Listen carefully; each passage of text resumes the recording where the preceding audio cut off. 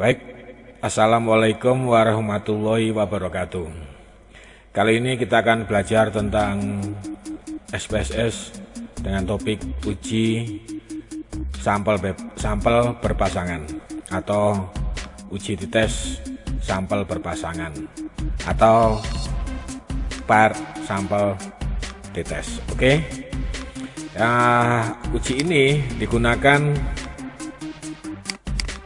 untuk membedakan dua variabel. Pakai contoh seperti ini ya, pair sampel dites. Produsen obat diet penurun berat badan ingin mengetahui apakah obat yang diproduksinya itu benar-benar mempunyai efek terhadap penurunan berat badan konsumen ya. Untuk itu, sampel diambil 10 orang, masing-masing diukur berat badannya.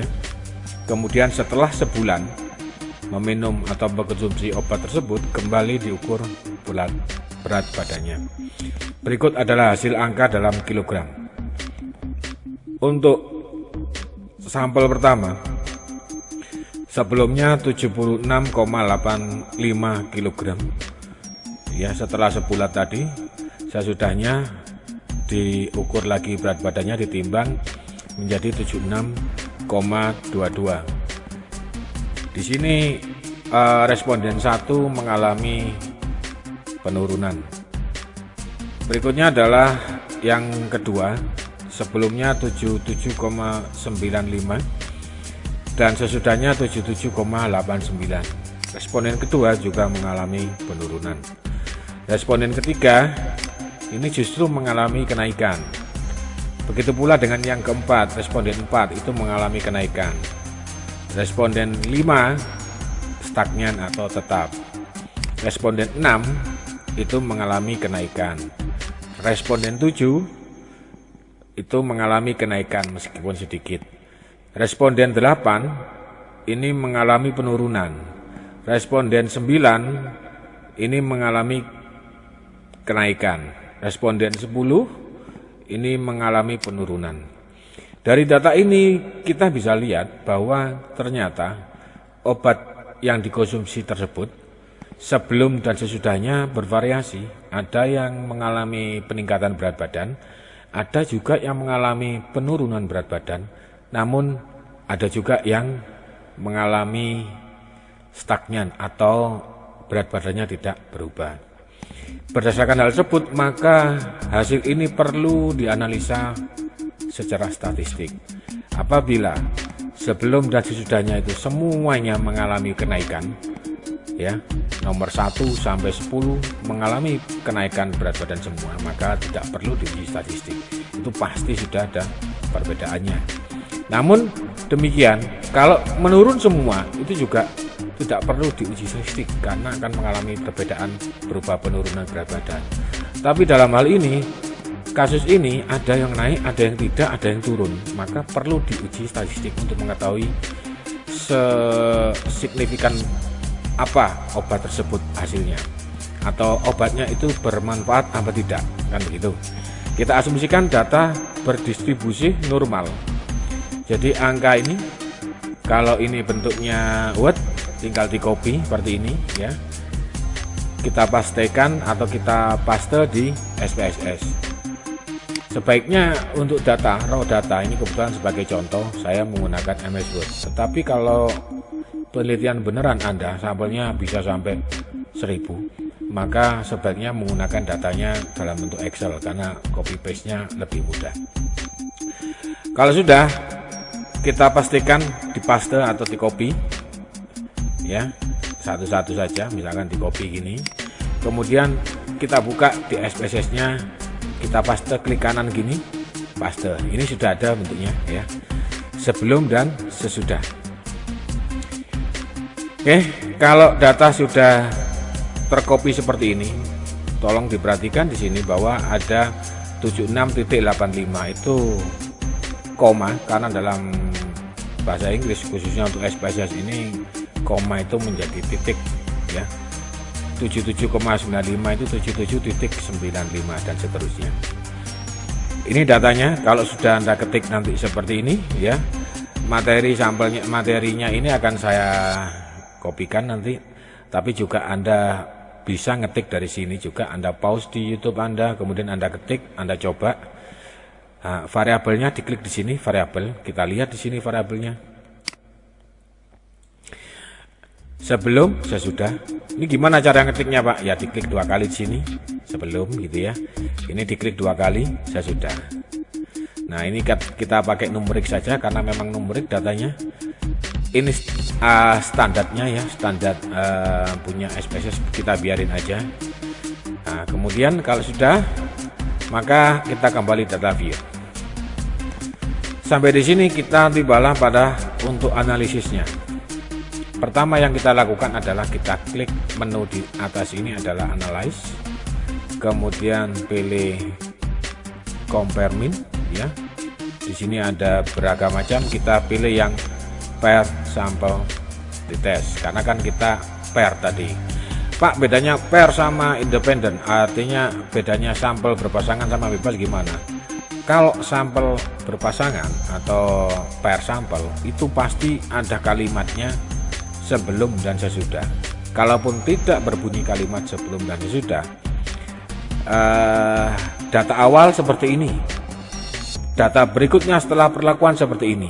Nah, maka dengan sampel yang sama, dengan responden yang sama, itu bisa kita menggunakan uji pair sample t-test dengan asumsi bahwa datanya berdistribusi normal. Oke, kalau sudah, saya ulangi lagi, analyze, compare min, pair sample t-test ya, kita taruh tengah sini. Kemudian ini sebelum kita masukkan dengan cara diklik sebelumnya dimasukkan ke sini ya, kemudian klik lagi sesudah masukkan ke sini. Kita lihat optionnya di sini. Kita menggunakan koefisien persentasenya 95, berarti tingkat kepercayaannya 95%, berarti alfanya 0,05. Dari mana 0,05? 90% tadi, 100% dikurangi 95% menjadi 5%, 5% itu alfanya jadi 0,05. Kita continue, kemudian kita pilih OK.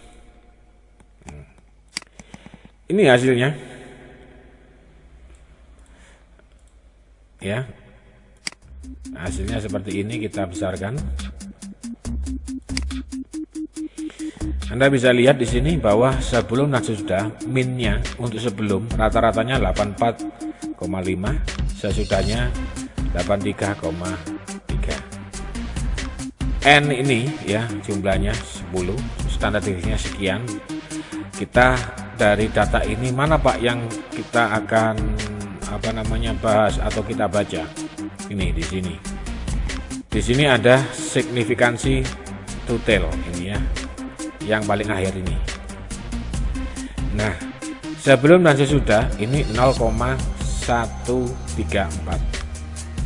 Jadi P value sama dengan 0,134. Oke, bentar.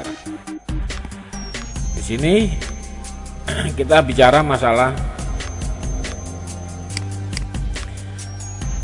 H0 sekarang. H0-nya apa? H0-nya adalah tidak ada perbedaan berat badan sebelum dan sesudah minum obat. Ya, karena ini uji beda, jadinya tidak ada perbedaan berat badan sebelum dan sesudah minum obat. H0 itu selalu yang berkesan negatif seperti itu. Contoh, kalau itu uji pengaruh, tidak ada pengaruh pemberian protein terhadap apa misalkan, atau tidak ada hubungan antara tingkat pendidikan dengan status gizi. Sedangkan yang H1 yang diharapkan itu ada, kalau untuk uji beda, ada perbedaan berat badan sebelum dan sesudah minum obat. Dengan tingkat kepercayaan 95%, signifikansi 5%, p-value-nya jika lebih besar dari alfanya ini 0,05 tadi, maka H0 diterima. Kalau lebih kecil, maka H0 nya ditolak.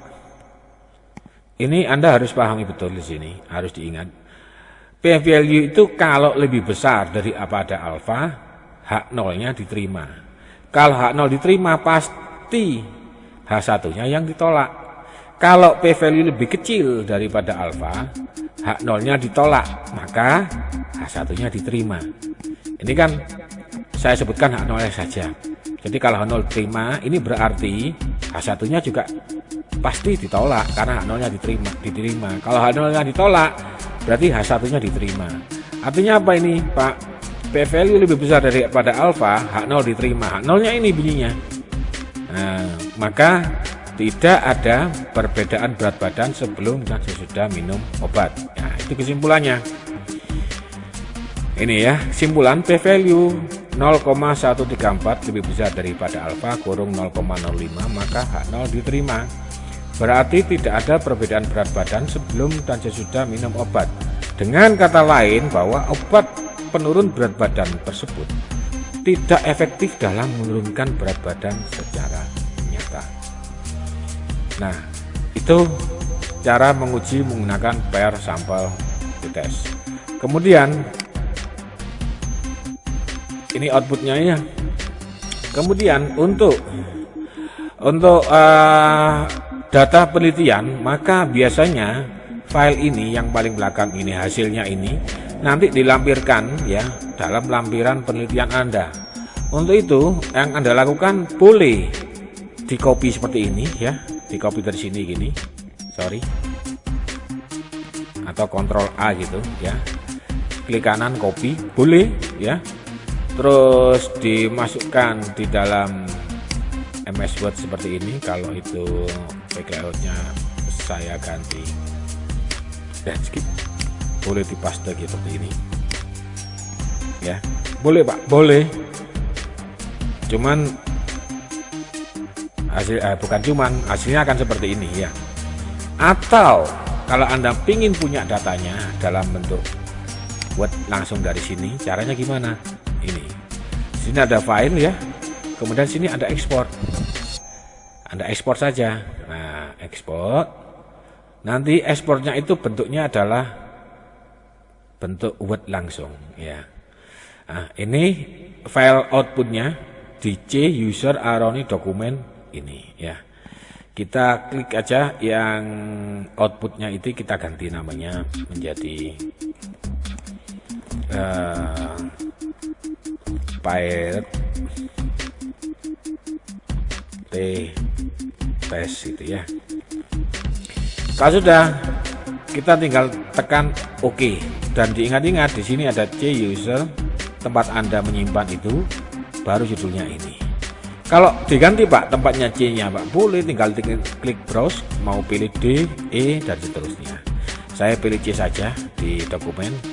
Nah, maka kita tinggal melihat di sini di dokumen. Sini ada tadinya ini hasilnya, pair sampel test. Di sini kita bisa buka, hasilnya seperti ini. Nah, kalau yang di di export, kalau kita menggunakan export maka hasilnya langsung kepotong seperti ini, langsung menyesuaikan dengan bentuk Word-nya. Kalau yang tadi kan saya copy, maka hasilnya menjadi landscape seperti ini. Kalau bentuknya portrait, maka hasilnya kepotong-potong. Maka kalau di copy dibentuk landscape, kalau diekspor otomatis berbentuk portrait. Begitu ya. Latihan lagi, kemudian tugas dari Anda dicatat tugasnya ya. Tugas ini pertama,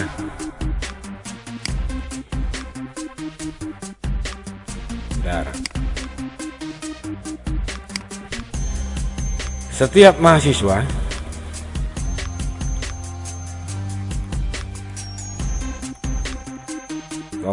ya mencari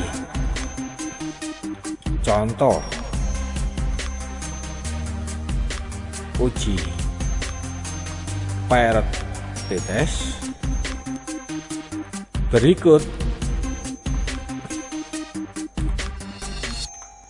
hasilnya. Terus analisa menurut Anda.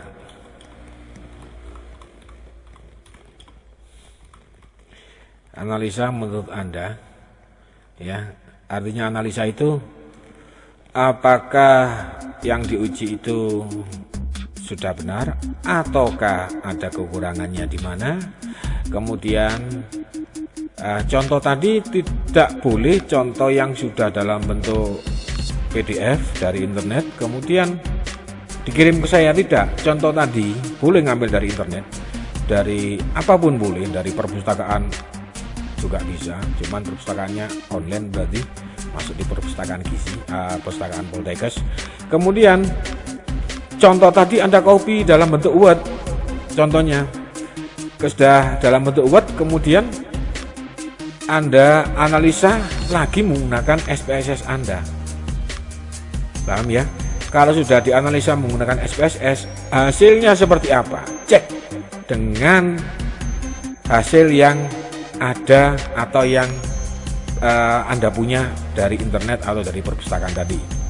Apakah sama? Kalau tidak sama, cek lagi apakah langkah-langkah yang saya berikan sudah dilakukan, ya kan? Andai kata tetap tidak sama, Anda berikan yang sudah Anda kerjakan menurut teori yang sudah saya ajarkan. Kemudian file tadi ini kasih nama, Shift S itu ya, kasih nama, misalkan namanya Andre,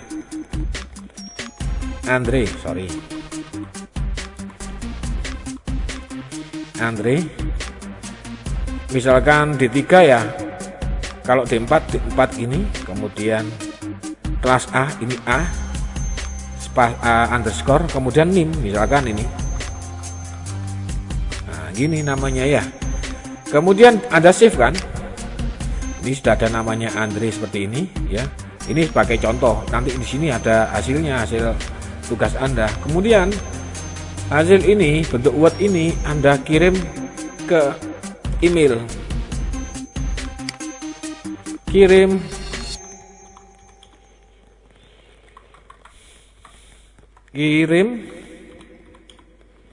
ke email, ini alamatnya ya.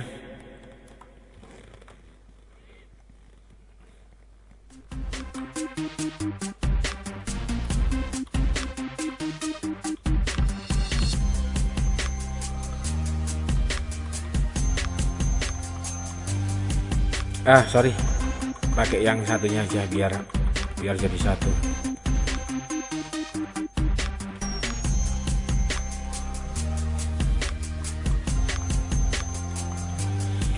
Kirim ya.